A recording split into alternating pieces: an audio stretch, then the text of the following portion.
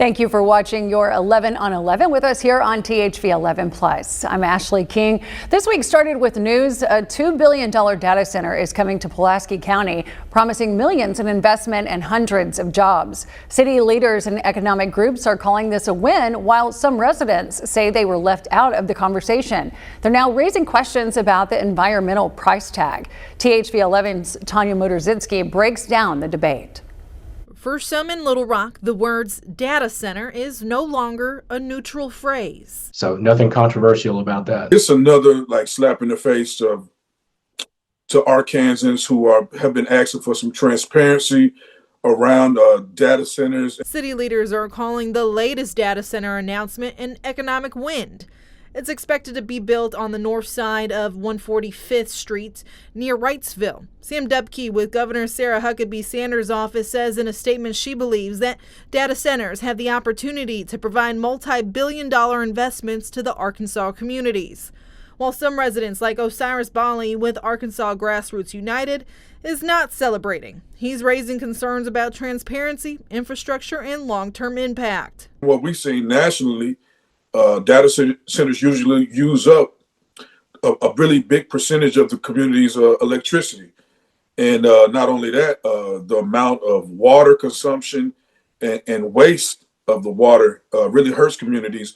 The air quality declines and as well as the noise pollution. Jack Thomas with the Little Rock Chamber of Commerce calls the data center a great investment for the community. You know, when you see some of the controversy that exists out there in other places, much of that is not relevant in Arkansas. And that's a credit to state and local leadership that's put regulatory framework in place to protect ratepayers and protect the general consumer. David Palmer with Entergy says the data center will draw 150 megawatts of power, enough to power 37,000 homes.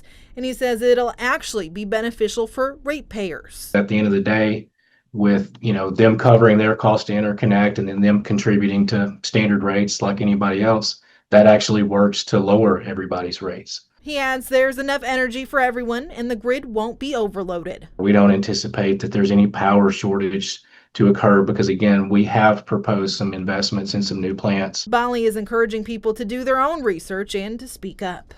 When we talk about Arkansas, we're talking about the natural state. A lot of the things that attract people to Arkansas are those outdoor opportunities and being in nature. And so the fact that these data centers bring so much climate stress currently and to the future. In Little Rock, Tanya Motorzitsky, THV 11 News. Thank you, Tanya. Construction is expected to start in the first quarter of this year and be finished by June 2027. To read the full statement from Governor Sanders as well as Mayor Frank Scott Jr., go to thv11.com. And we'll be following lots of elections across the state and country this year. This week, we learned the GOP primary for an Arkansas House seat is back on after a controversial court decision. Republican Jeff Wardlaw is term limited for his seat, representing cities like Warren and Monticello. His wife, Missy, is running to replace him. Her opponent challenged her eligibility based on an Arkansas election law that has tripped up other candidates. This week, a judge cleared her to stay on the ballot. THV 11's Carter Thweet has more. Hot check conviction is the type of conviction that precludes someone from running for government office in Arkansas. A 2018 misdemeanor hot check case is at the heart of this challenge. John Kyle Day, Wardlaw's opponent, argued that the misdemeanor means she should be disqualified. I think generally we look at words as having their ordinary and natural meaning, and guilty means guilty. That's Day's lawyer, Jacob Swatley, who points to Wardlaw's 2018 case and its final outcome of guilty bond forfeiture. But Wardlaw's lawyer, Landon Sanders, says that doesn't equal a conviction because Wardlaw never pled guilty and never went to a trial. She will be continuing with her campaign. The court also found that a bond forfeiture is not an admission of guilt. And that's an important distinction. Pulaski County Judge Kathy Compton agreed, ruling that bond forfeiture is like paying a speeding ticket. She ruled the payment doesn't bar Wardlaw from running for office. Day might appeal, but the primary is fast approaching. There's a very short timeline, obviously, with the election coming up. So as of now, there's a plan on appealing, but there are going to be certain limitations, mainly The election's on March 3rd. Whoever wins that primary faces no opposition for now in November's general election. If an appeal occurs, we'll be prepared to defend that and defend the court's ruling. We think the court made the correct decision yesterday. For THV 11 News, I'm Carter Thweet. Thanks, Carter. The ruling is the second case Judge Compton has had to decide this election cycle. Last week, she ruled Republican Casey Reed should be disqualified from the primary in House District 92. In that case, Reed actually had a conviction on his record from 2012 on a charge of abuse of public trust. And then over in Jefferson County, Sheriff candidate Mark Cannon is trying to remove Sheriff Lafayette Woods from the March ballot. He argues a sealed misdemeanor theft conviction makes Woods ineligible. Cannon's suit asks a judge to void any votes for Woods. The hearing is set for January 27th in Pine Bluff, just 3 weeks before early voting starts February 16th. In statements to THV 11, Sheriff Woods called Cannon an internet troll with multiple lawsuits against him for libel, defamation, and slander. His lawyers will seek a dismissal, saying Cannon hasn't provided proof the old case exists. And moving from candidates to a new law, a tech trade group wants to pull the plug on Arkansas's newest social media law before it even takes effect. NetChoice argues Act 900 still forces sites to verify every user's age, calling that an unconstitutional muzzle on free speech. If the judge agrees, the state would be barred from enforcing the rule while the case proceeds, meaning parents, schools, and platforms would stay in the same no verification limbo that's existed since the original law was struck down last year. The state says it's simply trying to protect kids online. A ruling could come within a few weeks. And up in Northwest Arkansas, students from Bentonville High School have created a unique device that helps nonverbal individuals with autism communicate. Laura Castleman explains the project that combines compassion with technology. Bentonville High School students have created a unique device that helps nonverbal individuals with autism communicate. This project combines compassion with technology. Students from Bentonville High School, alongside Autism Involves Me, have created a device designed to support nonverbal individuals. Using AI and sensors, the device identifies changes in stress levels to help caregivers and educators better understand when support may be needed. And how this started is that we realized that everyone experienced stress. And as we realized that, we didn't want to communicate to everyone, hey, I'm stressed today. The device will attach to phones or tablets and display a color that indicates emotional state. Red for stressed, green for calm, and yellow for caution. Amazing concept of what they're working on. So we were going to have a pop socket attached to these devices, and what the pop socket does is it has two sensors. It has a temperature and humidity sensor. Students say it's a way to use technology to help their fellow classmates who communicate differently. AI is rapidly advancing and we can just use it for many different projects for good. My role was training and maintaining the AI model on the stress lysis CSV dataset to detect stress levels based on the input of the temperature and humidity sensor. And autism advocates say the best part is it promotes inclusion. We're just so excited to see a group of young people like this that are interested in inclusion and helping their fellow students at school and beyond that into the workforce. Their project is already catching attention and they hope to expand to local businesses soon. Laura Castleman reporting. And in South Arkansas now has one less safety net for moms and babies. The Ouachita County Medical Center in Camden is closing its OBGYN unit.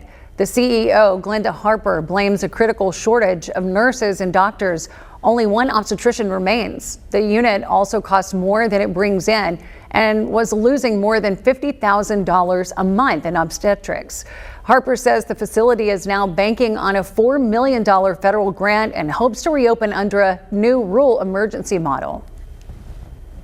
The city of Hot Springs is asking the EPA for nearly $800,000 to clean up the old St. Joseph's Hospital before demolition. The 3.4-acre site, built in 1927, contains asbestos in 64 materials, lead paint throughout, and thousands of mercury-containing light bulbs. The city wants to transform the site into an arts zone for the school, Arkansas School of Mathematics, Sciences, and the Arts.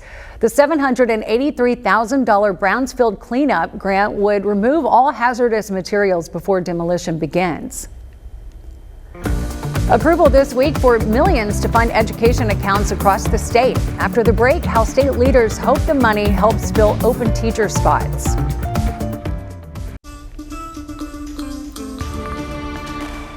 Welcome back. Last month, we told you about a lawsuit that alleges a former Bryant police detective was fired for whistleblowing. And last week, we reported that the bar at the center of this suit is fighting to keep its liquor license. Now, THV 11's Tanya Motorzitsky has footage from police and breaks it down.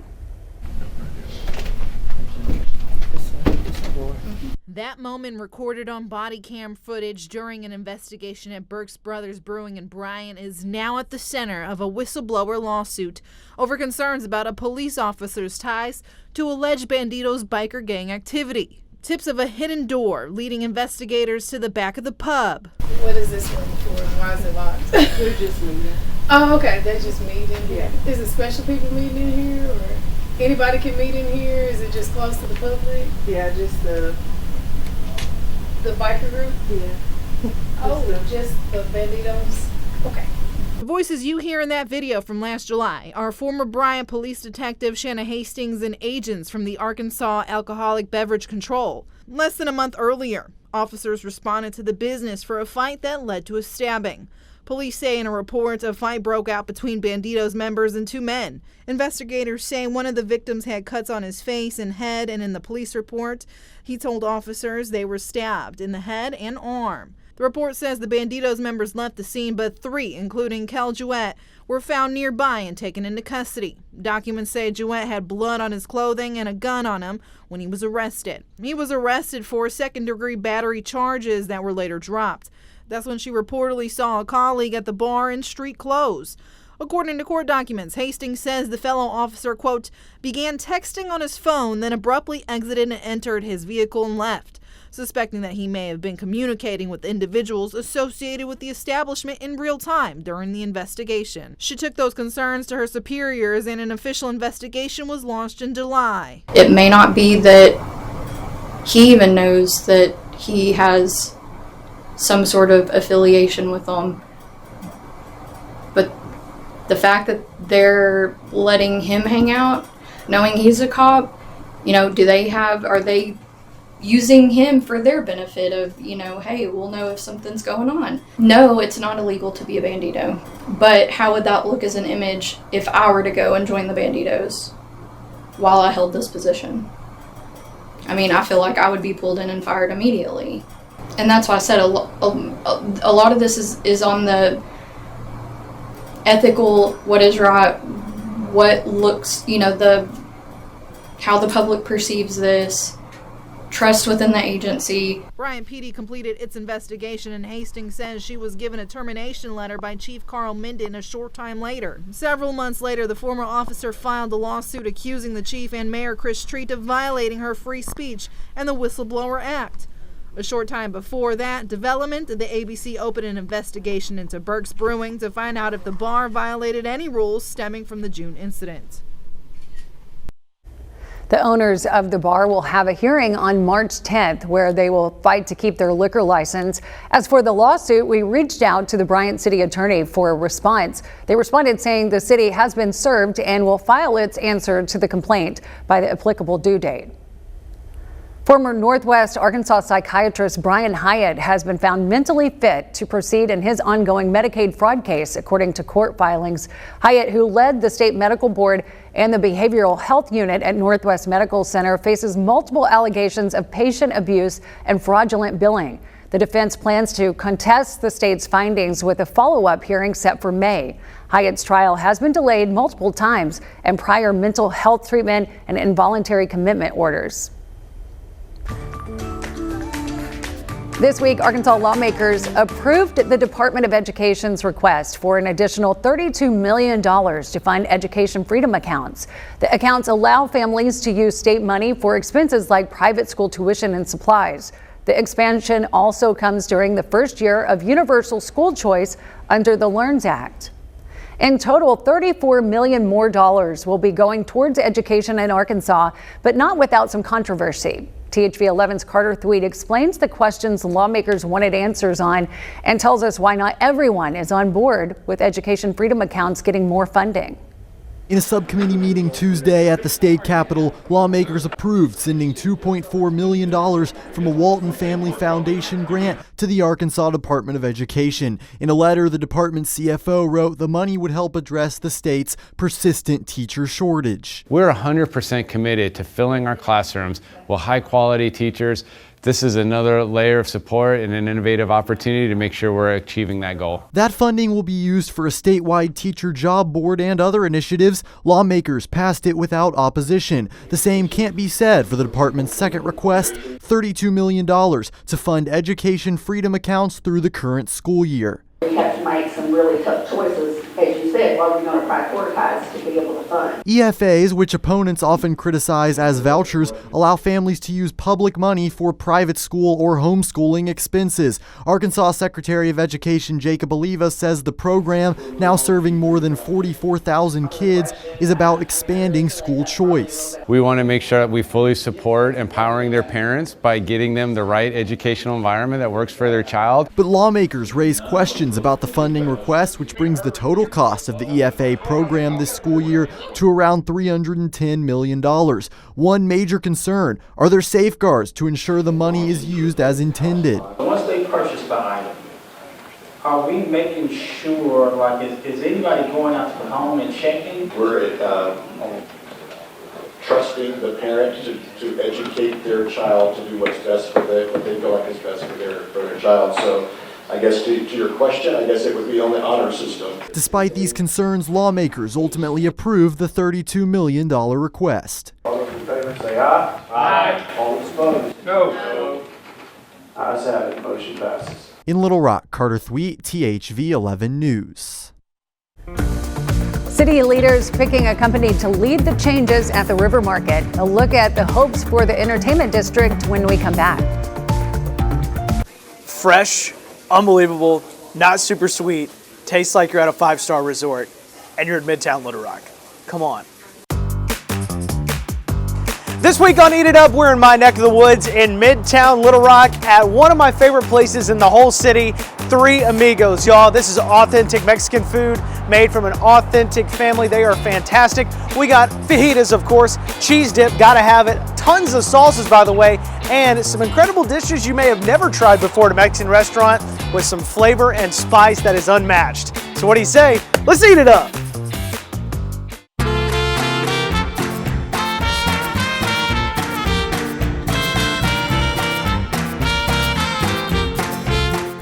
And we started with the food truck. My parents actually did in 2002. They started with the food truck, Loncheria Mexicana Alicia. It was named after me, and they just loved cooking. And so in 2012, we started looking for a place, and we heard of this open space, and that's how we got here.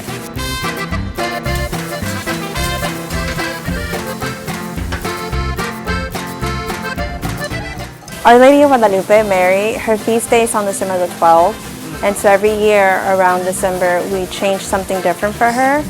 And in Mexico, she appeared with roses and, you know, like in the mountains. And so we wanted to make it look authentic. That's how we added the water feature and the roses in the back.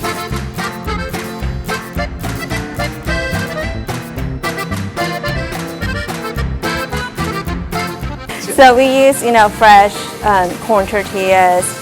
We season everything, the meat. Our ingredients are fresh. We chop, you know, cilantro, onions, your lime, your salsa verde can't be missing for the tacos. Our sauces we make in-house.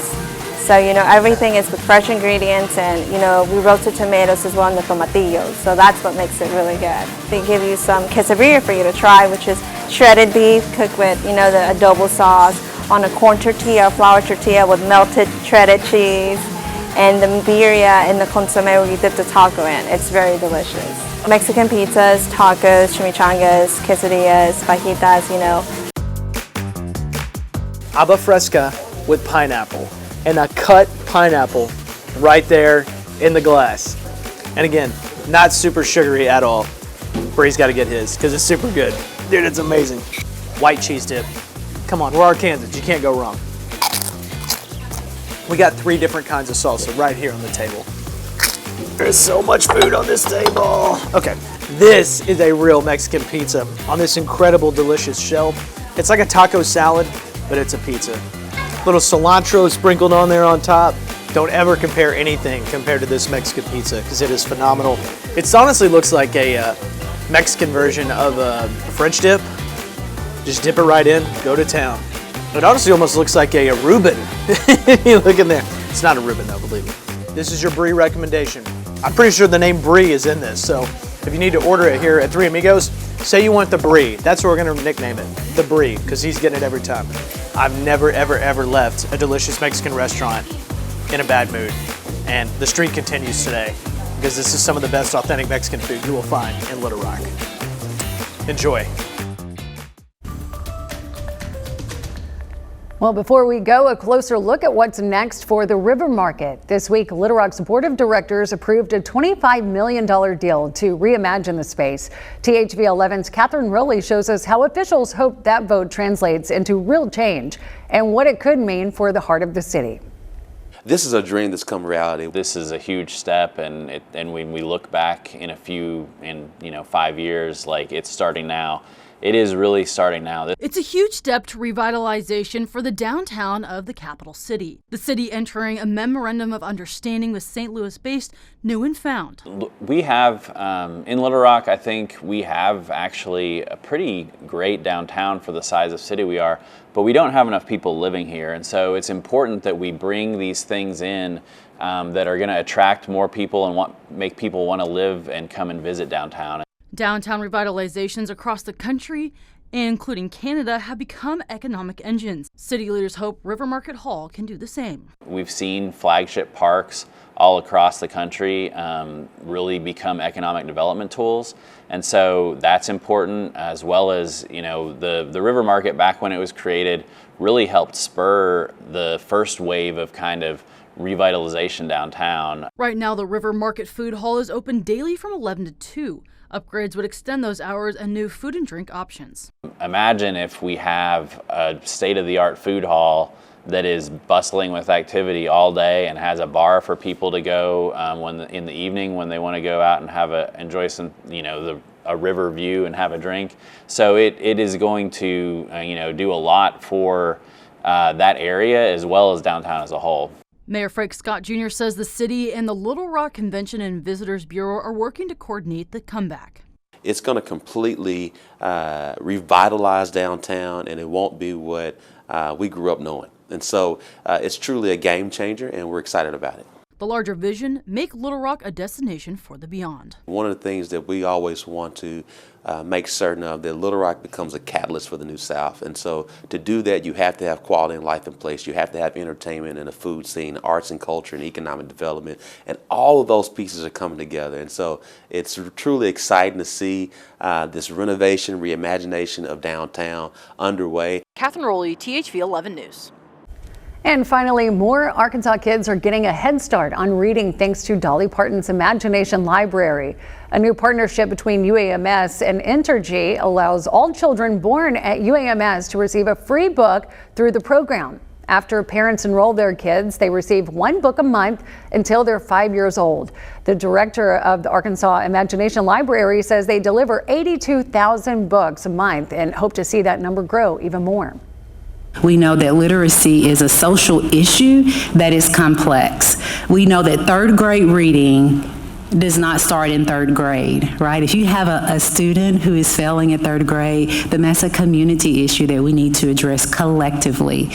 The state of Arkansas covers the cost of 50% of Imagination Library books for the entire state. Baptist Health and CHI St. Vincent also partner with Imagination Library.